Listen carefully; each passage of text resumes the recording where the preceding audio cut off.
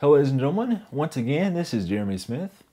Not long ago we looked at Sigma's new 50mm 1.4 Art Series lens and I had it mounted on a Canon 5D Mark III. I did a little bit of a late night walk around and did some low light testing and things like that, and I was very impressed with the lens. However, I did mention that I wanted to test the lens on a Nikon D800 as well.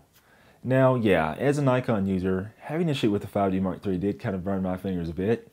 But that wasn't the main reason why I wanted to test it on a D800.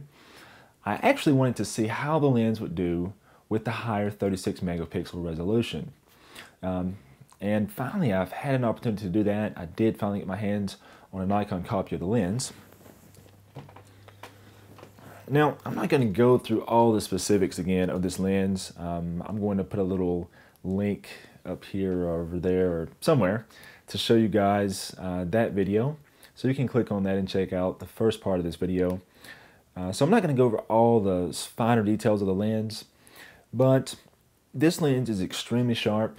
On the D800, I saw a little bit more chromatic aberration, which I am going to post some of my samples from this lens in the description below.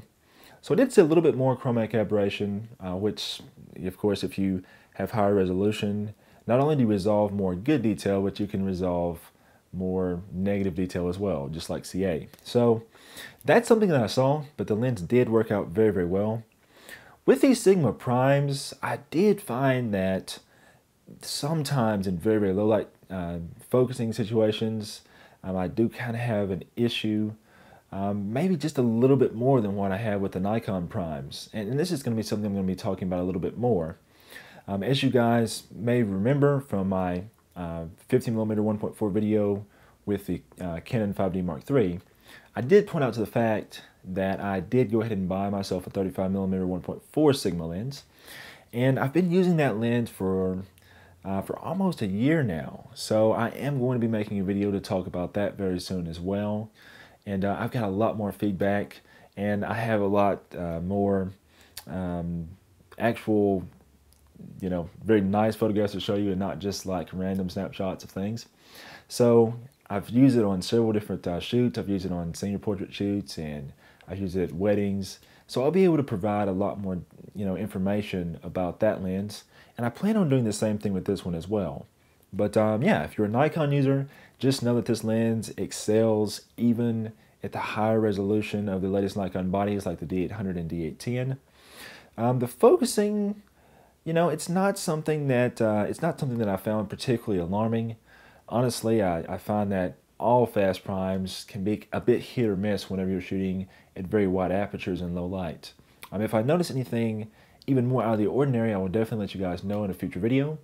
But I'm going to talk a little bit more about that too in my 35mm 1.4 update video.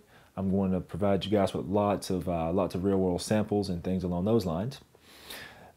In the past, I made a lot of videos where I would talk for 10 or 15 or 20 minutes, but I'm going to try to do some shorter videos, but just make them more frequently. And I think that'll be easy for everyone. So you guys will kind of get to see the progression of things.